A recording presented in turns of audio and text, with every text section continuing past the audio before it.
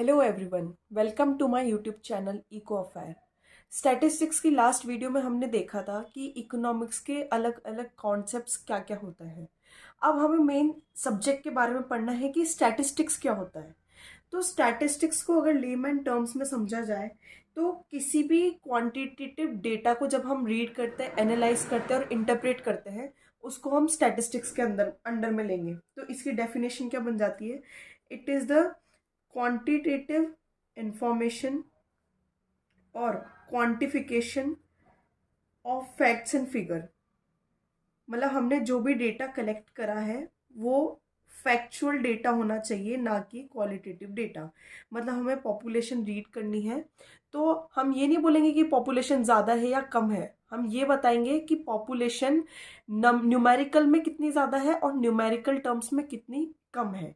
तो जब भी हम किसी भी डेटा को फैक्ट्स एंड फिगर्स के अकॉर्डिंग कंपेयर करने लग जाए, एनालाइज करने लग जाए, तो वो पार्ट आ जाता है स्टैटिस्टिक्स के अंदर। अब हमें ये देखना है मेन पॉइंट कि केवल हमें डेटा कलेक्ट करने तक का काम नहीं रहता है स्टैटिस्टिक्स में। उसके आगे हमें मेन चीज़ ये ध्यान रखनी पड़ती है कि आपने जो भी स्टैटिस्टिकल इंफॉर्मेशन कलेक्ट करी है उसको प्रॉपरली एक सिस्टम ऑफ प्रेजेंटेशन या फिर हम कह सकते हैं क्लासिफिकेशन ऑफ डेटा करना पड़ता है।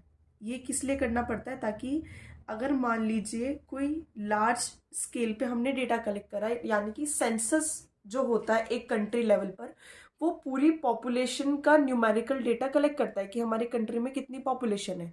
मान लीजिए अभी हमारे पास डेटा आता है कि अगर 14 करोड़ पॉपुलेशन है, तो अब केवल हम उस नंबर तक तो नहीं टिक सकते हैं। अब उस 14 करोड़ के डेटा को हमें अलग अलग टाइप्स में डिस्ट्रीब्यूट करना पड़ेगा। जैसे कि हमारे पास 29 स्टेट्स हैं, तो 29 स्टेट्स के अकॉर्डिंग हमने उस पॉपुलेशन को डिवाइड करा कि हर स्टेट की क्या पॉपुलेशन है। फिर उस वापस सेंसस के डेटा को हमने यूज करा ये फाइंड आउट करने के लिए कि बीपीएल रेशो में कितने लोग आ रहे हैं। तो इस तरीके से अलग अलग वे में हम डेटा को प्रेजेंट करेंगे। कलेक्शन ऑफ डेटा भी हम उसी अकॉर्डिंग करेंगे, फिर उसको एक टेबुलर फॉर्मेट में या हम कह सकते हैं किसी पाई चार्ट ग्राफ के फॉर्मेट में सेटअप करके उसका एनालिसिस करते हैं और फिर इंटरप्रिटेशन करते हुए हम कंक्लूजन तक आते हैं। उसके बाद हम ये देखेंगे कि स्टैटिस्टिक्स के दो अलग अलग टर्म्स हैं। एक होती है statistics as a plural noun और एक होती है statistics as a singular noun. दोनों में बस इतना अंतर है कि प्लूरल नाउन ये बताता है कि हम स्टैटिस्टिक्स की इंफॉर्मेशन में सारे नंबर्स और न्यूमेरिकल डेटा लेते हैं, जबकि ये सिंगुलर नाउन में हम ये पता लगाते हैं कि हम टेक्निक्स कौन कौन सी यूज करने वाले हैं या फिर हम स्टैटिस्टिक्स में कौन कौन से टूल्स यूज करने वाले हैं। तो स्टैटिस्टिक्स ऐसा प्लूरल सेंस हमें क्या बताता है कि it refers to information in terms of numbers और न्यूमेरिकल डेटा। यानी कि हमें हमेशा स्टैटिस्टिक्स जहाँ वर्ड यूज हो गया वहाँ पे हमें न्यूमेरिकल डेटा पे फोकस करना है, या फिर हम कह सकते हैं क्वांटिफाई जो हो सकते हैं फैक्ट्स एंड फिगर, उनको हमें लेना है। अब फॉर एग्जाम्पल हम लेते हैं, कोई एक पर्सन ए है जिसकी मंथली अलावेंस 500 रुपीज़ है। एक एग्जाम्पल तो ये हो गया, और दूसरे एग्जाम्पल हम ये ले रहे हैं कि एक क्लास है, उसमें हर इंसान की pocket money 500 rupees per month है। बताओ कि इसकी एवरेज कितनी आएगी। तो जो ये बी वाला एग्जाम्पल है उसको हम स्टैटिस्टिक्स में लेंगे और ए वाले को हम नहीं लेंगे। रीज़न बिहाइंड, अब आप बोलेंगे कि दोनों ही तो क्वांटिटेटिव डेटा है, पर इस सिंगुलर डेटा का हमारे पास कोई यूज़ नहीं है। हमने बस ये बोल दिया कि राम की 500 रुपये मंथली इनकम है, इसका क्या सेंस बना? इसको हम कैसे रीड आउट करें, इसको हम कैसे कंपेयर करें? जब तक हम कंपैरिजन नहीं कर सकते या एनालिसिस नहीं कर सकते किसी भी डेटा का, उसको हम स्टैटिस्टिक्स में कंसीडर नहीं करेंगे। हमें प्रॉपर सेट ऑफ डेटा चाहिए ताकि किसी कंक्लूजन तक आया जा सके।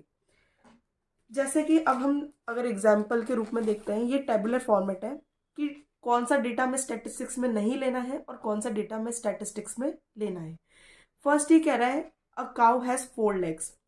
अब 4 लेग्स है तो इसका कंपैरिजन हम तो किसी से कर नहीं सकते, पर यहाँ पर ये लिखा है average height of the 26 plus male people in India is 6 feet compare to 5 feet in Nepal.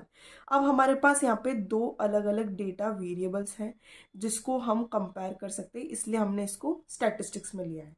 अब वापस सेकेंड एग्जाम्पल में क्या है, राम के पास 200 रुपये है पॉकेट में। इसका वापस हम कुछ नहीं कर सकते, इसको स्टैटिस्टिक्स में हम कैसे यूज करें जब तक किसी और का नाम नहीं है या फिर हम कंपैरिजन नहीं कर पा रहे। जबकि यहाँ क्या लिखा है कि birth rate in India is 18% पर 1000 कंपेयर टू 8 पर 1000 इन यूएसए। वापस हमें यहाँ पे दो डेटा वेरिएबल मिल गया जिसका हम कंपैरिजन कर सकते हैं। सेम वापस ये आ गया कि एक यंग लेडी है, वो 100 किलोमीटर पर आवर के उस पर चल रही है। अब इसका वापस हमारे पास कोई यूज़ नहीं है, तो इसको हम स्टैटिस्टिक्स में कंसिडर नहीं करेंगे। जबकि ये वाला डेटा ये बता रहा है कि 10 साल के अंदर अंदर India has 160 test matches in cricket and lost 50। वापस हमारे पास दो डेटा वेरिएबल आ गए, इसका हम कंपैरिजन कर सकते हैं या फिर कुछ एनालिसिस कर सकते हैं कि out of total matches played India ने कितने जीते हैं और इंडिया ने कितने हारे हैं, उसका परसेंटेज निकालिए। तो ये वाला डेटा हम स्टैटिस्टिक्स में लेंगे और जो सिंगुलर डेटा आ रहा है, मतलब केवल एक वेरिएबल हमारे पास, उस डेटा को हम कंसिडर नहीं करेंगे स्टैटिस्टिक्स में। इसलिए एक बहुत फेमस कोटेशन है कि all statistics are data but all data are not statistics. कभी कभी ये न्यूमेरिकल क्वेश्चंस में आ सकता है। अब इसका मतलब क्या हुआ, इस लाइन का मतलब ये हुआ कि ऑल स्टैटिस्टिक्स आर डेटा, मतलब हम जितना भी स्टैटिस्टिक्स पढ़ रहे हैं उसमें हमने डेफिनेशन में क्या देखा, quantification of data, facts and figures हमें लेना है। तो statistics, all statistics are data, ये ट्रू है, but all data are not statistics, ये फॉल्स क्यों है? क्योंकि अभी जस्ट हमने देखा, वो काउ वाला एग्जाम्पल हो गया, पॉकेट मनी वाला एग्जाम्पल हो गया, वो सारे डेटा स्टैटिस्टिक्स नहीं है क्योंकि हम उनको कंपेयर नहीं कर सकते, उसका हमारे पास में कोई यूज नहीं है। तो इसलिए ये कहा जाता है कि all statistics are data but all data are not statistics. उसके बाद हम देखते हैं कि जो statistics as a plural noun के फीचर्स क्या क्या हो सकते हैं, या फिर हम कह सकते हैं एज अ न्यूमेरिकल डेटा हम स्टैटिस्टिक्स के क्या क्या फीचर्स कंसीडर करते हैं। तो सबसे फर्स्ट पे आता है एग्रीगेशन ऑफ फैक्ट। अभी हमने जस्ट देखा कि कोई भी अगर एक सिंगुलर डेटा है उसका हमें कोई इंटरप्रिटेशन नहीं निकल पाता है स्टैटिस्टिक्स के सब्जेक्ट के अंदर। तो इसलिए हमें क्या करना पड़ता है कि कंक्लूजन सही तरीके से ड्रॉन हो सके या फिर हम अच्छी तरीके से एनालिसिस और इंटरप्रिटेशन कर सके किसी डेटा का, हमें चाहिए एग्रीगेट नंबर ऑफ फैक्ट्स। यानी कि मान लीजिए आप पूरी क्लास में से 40 बच्चे हैं, 40 बच्चों का आप वेट नोट करके लिए, केवल वो डेटा हमारे पास काम नहीं आएगा। अब हमें उसका एग्रीगेशन करना पड़ेगा, उसको एक पूरा टेबुलर फॉर्मेट में प्रेजेंट करना पड़ेगा। उसके बाद हमारा नीड क्या है, हमें कौन से कंक्लूजन पे आना है। अगर मैं बोलूँ कि मीन हाइट कितनी है लोगों की या फिर किसकी ज़्यादा हाइट है, उसको फिर हम एक टेबुलर फॉर्मेट में बना के उसका एग्रीगेशन करके डेटा निकालेंगे। एग्रीगेशन ऑफ फैक्ट सबसे ज़्यादा काम कब आता है, जब हमारे पास लार्ज पॉपुलेशन हो। मान लीजिए कोई एक कॉन्फ्रेंस हुई, इसमें 1 लाख पीपल आए, अब आप एक एक को तो गिनने बैठोगे नहीं, हमने एक एग्रीगेशन ले लिया, एक एस्टिमेशन ले लेते हैं कि हाँ इस वाले कॉन्फ्रेंस हॉल में इतने लोग बैठे हैं, इस वाले लेफ्ट एरिया में इतने लोग बैठे हैं, तो एक एग्रीगेट फैक्ट हम नोट डाउन कर लेते हैं कि हाँ इतने लोग आए होंगे। उसके बाद सेकेंड पॉइंट ये आता है, it is numerically expressed. Statistics में कभी भी क्वालिटेटिव डेटा को हम कंसीडर नहीं करेंगे, हम हमेशा क्वांटिटेटिव डेटा को कंसीडर करेंगे। यही मतलब होता है न्यूमेरिकली एक्सप्रेस्ड। क्वांटिटेटिव मतलब जो नंबर्स काउंट किए जा सकते हैं। थर्ड आता है मल्टीप्लिसिटी ऑफ कॉजेस। स्टैटिस्टिक्स को पढ़ने के लिए या फिर हम कह सकते हैं किसी कंक्लूजन पे आने के लिए हमारे पास बहुत सारे रीजंस होते हैं। कोई एक फैक्टर किसी भी डेटा को वेरी नहीं कर सकता, उसके लिए हमेशा मल्टीपल फैक्टर्स होते हैं। मान लीजिए हम मैक्रो इकोनॉमिक्स में प्राइस लेवल देख रहे हैं कि अभी तो प्राइस लेवल 30% से राइज हुई है, पर इस प्राइस लेवल के राइज होने के पीछे क्या क्या रीजन हो सकते हैं। या तो सप्लाई ऑफ मनी होगा, या फिर हम कह सकते हैं इंक्रीज इन डिमांड हो सकता है, या फिर सप्लाई डिक्रीज हो जाए किसी भी प्रोडक्ट की। तो मल्टीप्लिसिटी ऑफ कॉजेस हो सकती हैं किसी भी एक वेरिएबल को अफेक्ट करने के लिए। फोर्थ हम आते हैं रीजनेबल एक्यूरेसी। हमेशा स्टैटिस्टिक्स में हमें एक्यूरेसी का ध्यान रखना पड़ता है, पर मेन पॉइंट ये है कि हाँ, आप 100% एक्यूरेसी कभी भी अचीव नहीं कर सकते हो। क्यों? क्योंकि यहाँ पर हम एक एस्टिमेशन लेके चलते हैं, एक एग्रीगेट फॉर्मेट लेके चलते हैं। क्योंकि अगर करोड़ों वाली पॉपुलेशन है तो आप वहाँ पर एकदम सटीक आंसर नहीं निकाल सकते। कुछ तो भी पॉइंट्स में वेरिएबल आ जाता है या फिर एरर आ जाती है। पर हमें ये ध्यान रखना है कि जितना हो सके हमें डेटा के अंदर एक्यूरेसी मेंटेन करके रखनी पड़ती है। अब एक्यूरेसी किस किस पे डिपेंड करती है कि आपका इन्वेस्टिगेशन पर्पस क्या है, उसके बाद में उसका नेचर क्या है, साइज क्या है। साइज मेन रोल प्ले करता है। अगर स्मॉल साइज है तो एक्यूरेसी आपकी 100% तक भी अचीव हो सकती है। मान लीजिए केवल आपने 10 पर्सन्स के पॉपुलेशन वाला डेटा लिया है, तो वहाँ पर आप आसानी से मीन मोड, आपको जो डेरिवेशन कैलकुलेट करना है वो कैलकुलेट कर सकते हैं। उसके बाद में फिफ्थ पॉइंट आता है कि स्टैटिस्टिक्स में सारा डेटा म्यूचुअली रिलेटेड और कंपैरेबल रहता है। इसका मतलब क्या हो गया? वापस वही चीज़ आ गई, हमें उन न्यूमेरिकल्स को लेना है जो कि कंपैरिजन या कंपैरेबल हो या फिर म्यूचुअली रिलेटेड हो। कोई एक सिंगल डेटा कभी भी स्टैटिस्टिक्स को डिफाइन नहीं कर सकता है। अब मान लीजिए कि म्यूचुअली रिलेटेड और कंपैरेबल का एग्जाम्पल लें, तो अगर मान लो मैंने कहा कि ए का वेट 40 kg है, बी की हाइट 4 फुट है और सी की पॉकेट मनी 500 रुपये है। क्या ये तीनों डेटा रिलेट करते हैं आपस में? बिल्कुल भी नहीं, क्योंकि हमने एक जगह वेट ले लिया, एक जगह हाइट ले लिया, एक जगह पॉकेट मनी ले ली। पर अगर वही मैं बोलूँ ए का वेट 40 kg है, बी का वेट 45 है, सी का वेट 60 है, तो अब ये म्यूचुअली रिलेटेड और कंपैरेबल है, क्योंकि हमने यहाँ पे वेरिएबल क्या ले लिया है, वेट का। अब इस डेटा के बेसिस पे हमें जो कंक्लूजन निकालना है हम इजीली कैलकुलेट कर सकते हैं। फर्स्ट वाले में हम इसलिए नहीं कर सकते क्योंकि तीनों डेटा आपस में बिल्कुल भी मैच नहीं करते। अब मान लीजिए आप इसका एवरेज निकालने बैठोगे तो फिर उसकी जो ये वेरिएबल है उसको क्या कंसीडर करोगे? मान लीजिए आपने डेटा का तो एवरेज निकाल लिया और फिर उसके पीछे क्या लिखाओगे? केजी लिखोगे, फुट लिखोगे, रुपीस लिखोगे, तो ये म्यूचुअली रिलेटेड नहीं है। सेकेंड वाला जो एग्जाम्पल था वो इजीली म्यूचुअली रिलेटेड और कंपैरेबल दोनों हो सकता है। सिक्स पॉइंट हमारा आता है कि प्री डिटरमाइंड ऑब्जेक्टिव। हमेशा स्टैटिस्टिक्स निकालने का हम आपके पास कोई ना कोई ऑब्जेक्टिव ज़रूर होगा। ये तो नॉर्मल बात है, आप कोई भी काम करते हो किसी ना किसी पर्पस या किसी ना किसी ऑब्जेक्टिव को लेकर चलते हो। तो स्टैटिस्टिक्स में भी हमेशा एक प्री डिटरमाइंड ऑब्जेक्टिव रहता है कि आप ये न्यूमेरिकल वैल्यू को स्टैटिस्टिक्स में कंसिडर क्यों करना चाहते हैं। या तो आपको पॉपुलेशन रीड आउट करनी है, या फिर आपको किसी चीज़ का एनालिसिस करना है, या फिर आपको किसी चीज़ का आप सर्वे कर रहे हैं, तो उन सब में आपके पास हमेशा एक ऑब्जेक्टिव रहता है। और उसी ऑब्जेक्टिव के अकॉर्डिंग आप अपने टूल्स को यूज़ करते हो कि आपको किस मेथड से डेटा कलेक्ट करना है, किस मेथड से नहीं करना है। सेवंथ आता है इन्यूमरेटेड और एस्टिमेटेड। स्टैटिस्टिक्स में मोस्ट प्रोबेबली जितना भी डेटा हम कलेक्ट करते हैं वो एस्टिमेटेड डेटा ही रहता है। मेन ये चीज़ जो फील्ड ऑफ इन्वेस्टिगेशन है वो बहुत ज़्यादा वास्ट है। अब मान लीजिए मैंने तो ये बोल दिया कि मुझे इंडिया के यूथ के बारे में पता करना है। अब कौन कौन से घर तक जा सकते हैं? It is not possible. आप हमेशा एक एस्टिमेशन लेके चलेंगे कि अच्छा, राजस्थान में अगर इतना यूथ है तो पॉपुलेशन के अकॉर्डिंग यूपी में कितना होगा और गोवा में कितना होगा। आपने एक एस्टिमेशन निकाल लिया, फिर उस एस्टिमेशन के अकॉर्डिंग आपने अपने यूथ की स्टडी कर ली। या फिर दूसरा एग्जाम्पल अगर हम ले कि मुझे पूरे इंडिया में पता करना है कि कितने % ऑर्गेनाइज सेक्टर में जो पॉपुलेशन है वो एमएनसीज में काम करती है, तो अब आप कितने एमएनसीज का डेटा लेने बैठेंगे? तो वापस जो हमने सेंसस कंडक्ट करा था, सर्वे कंडक्ट करा था, उसके बेसिस पे हम एस्टिमेशन निकाल लेते हैं। 8th पॉइंट आता है हमारा collected in a systematic manner.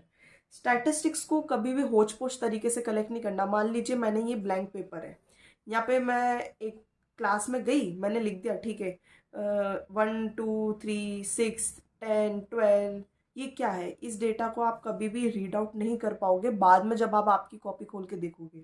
पर अगर वहीं इस वाला मेथड को कहते हैं अपन हैप्पैज़ार्ड मेथड। हैप्पैज़ार्ड मैनर का मतलब कि आपने होच पोच करके लिख दिया, कुछ भी डेटा लिख दिया, पर आपने ये कन्फ्रेंस रेफरेंस तो दिया ही नहीं कि ये डेटा किसको बता रहा है। पर अब मैं यहाँ पे लिख दूँ हाइट्स और यहाँ मैं लिख दूँ वेट्स। फिर मैं यहाँ लिख देती हूँ कितने बच्चों का, ABCDE। फिर उस बेसिस पे मैंने हाइट काउंट कर ली, उस बेसिस पे मैंने वेट काउंट कर लिया। तो ये एक सिस्टमेटिक मैनर में मैंने डेटा को कलेक्ट करा है। इस डेटा को सिस्टमेटिक कलेक्ट करने के बाद में हमारे लिए क्या इजी हो जाता है, कंक्लूजन तक आना इजी हो जाता है। तो मेन पॉइंट हमारे पास जो है कि collection should be in a systematic manner. इसका मीनिंग ये है कि हमें कंक्लूजन निकालने में कोई दिक्कत नहीं आनी चाहिए।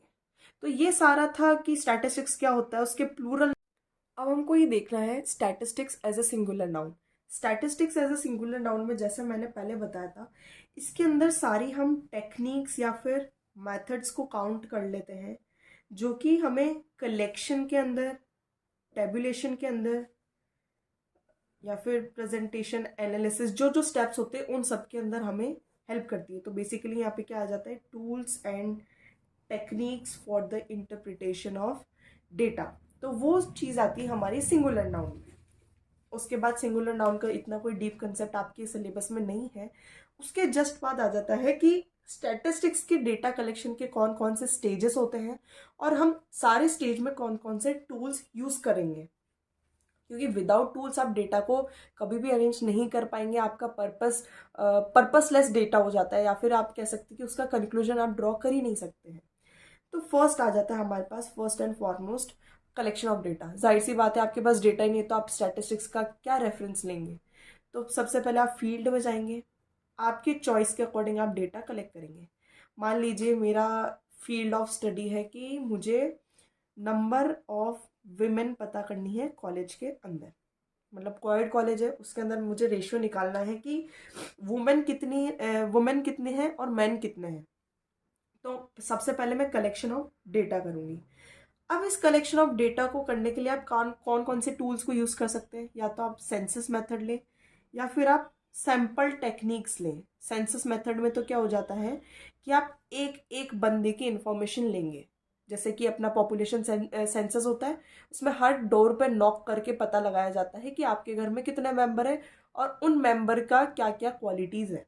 पर सैम्पल टेक्निक्स में क्या होता है, जैसे सैम्पल का एक बेसिक अगर एग्जांपल लिया जाए, जब भी अगर हम चावल बनाते हैं उसका टेस्ट हमें देखना है कि बस कि वो पका नहीं पका, हम केवल 2 दाने से पता लगा लेते हैं कि हाँ चावल पक गया है। जो हमने केवल एक स्मॉल साइज ली है चावल की, 2 दाने, उसको हम कहते हैं सैंपल। मतलब कि एक लार्ज पॉपुलेशन में से हम केवल एक स्मॉल पॉपुलेशन को रीड आउट करके पूरे डेटा को एनालाइज कर सकते हैं, उसको हम सैंपल टेक्निक्स कहते हैं। तो जब आप डेटा कलेक्शन के लिए जाएंगे, या तो आप सेंसस मेथड यूज करेंगे, नहीं तो आप सैंपल टेक्निक्स यूज करेंगे। सेकेंड पॉइंट हमारे पास आ जाता है ऑर्गेनाइजेशन ऑफ डेटा। अब हमने यहाँ पे डेटा तो ले लिया, अब हमें ऑर्गेनाइज करना है। मैंने ऑर्गेनाइज कैसे कर दिया कि सेक्शन ए में कितने बच्चे हैं, सेक्शन बी में कितने वुमेन है और सेक्शन सी में कितनी वुमेन है।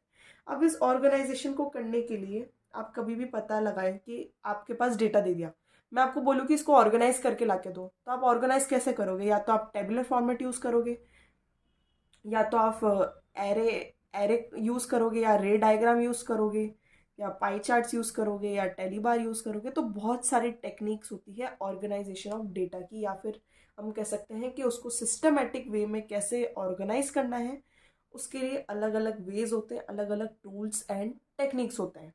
आपके कंफर्ट के अकॉर्डिंग, आपकी वे ऑफ स्टडी या फिर फील्ड ऑफ स्टडी के अकॉर्डिंग आपको पता लगाना होता है कि आपको कौन सा टूल ज़्यादा बेनिफिशियल रहेगा। थर्ड पॉइंट हमारे पास आ जाता है अब प्रेजेंटेशन ऑफ डेटा। अब उस प्रेजेंटेशन ऑफ डेटा में हमें देखना है कि यहाँ पे हमने ऑर्गेनाइजेशन कर दिया टेबुलर फॉर्मेट में, अब हम देख रहे हैं उसका प्रेजेंटेशन कि अच्छे से, बस प्रेजेंटेशन मतलब ये होता है कि देखते ही इंसान समझ जाए, कि कोई अगर अनपढ़ इंसान भी है वो देख के पता लगा ले कि हाँ आप कहना क्या चाहते हैं। तो इस प्रेजेंटेशन ऑफ डेटा में आप लेते हैं टेबल्स, ग्राफ्स एंड डायग्राम्स। ऊपर जो पाई चार्ट है वो उसकी जगह नीचे आ जाएगा।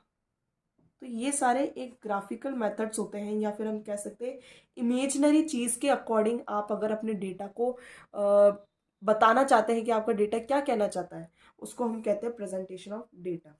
फोर्थ पॉइंट हमारे पास आ जाता है एनालिसिस ऑफ डेटा। अब हमने जो भी डेटा कलेक्ट करा सबसे पहले, उसको हमने एक अच्छे से ऑर्गेनाइज कर दिया। ऑर्गेनाइज करने के बाद हमने उसकी प्रेजेंटेशन भी बता दी।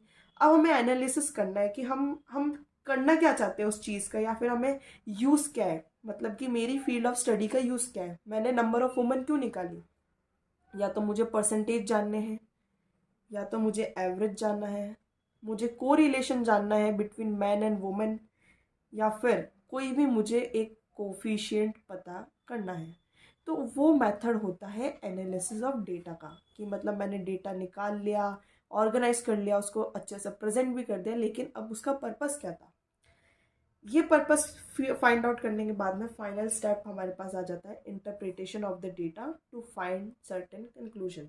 अब हम इंटरप्रेट करेंगे कि चलो हमने परसेंटेज निकाल दिया, अब इसका इंटरप्रिटेशन क्या है with respect to other variables.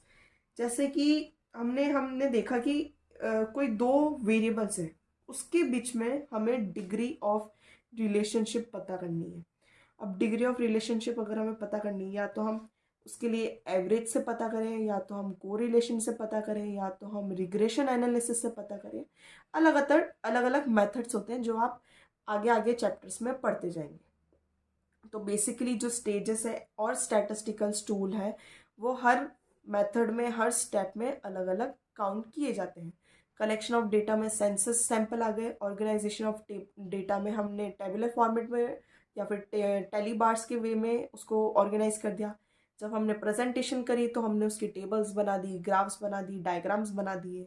फिर हमने उस डेटा के बेसिस पे एनालिसिस करा कि हमें क्या निकालना है, और जो हमने डेटा निकाला है अब हम उसको इंटरप्रेट करके कंक्लूजन लिख रहे हैं कि मैंने ये फील्ड ऑफ स्टडी करी, इस फील्ड ऑफ स्टडी के बेसिस पे मेरा डेटा ये जवाब देता है मेरे को, या मतलब ये रिलेशनशिप सेटअप करता है। तो आज के इसमें हमने देख लिया कि स्टैटिस्टिक्स का मीनिंग क्या है, उसका प्लूरल और सिंगुलर मतलब क्या रहता है, स्टेजेस क्या क्या रहेंगे हमें डेटा कलेक्शन में, और हम टूल्स क्या क्या यूज़ करेंगे। अगर अभी भी आपको कोई डाउट रहता है तो आप कमेंट सेक्शन में पूछ सकते हैं, या फिर आप मेरे टेलीग्राम चैनल को ज्वाइन कर सकते हैं। लिंक मैं आपको डिस्क्रिप्शन बॉक्स में प्रोवाइड कर दूंगी। Thank you.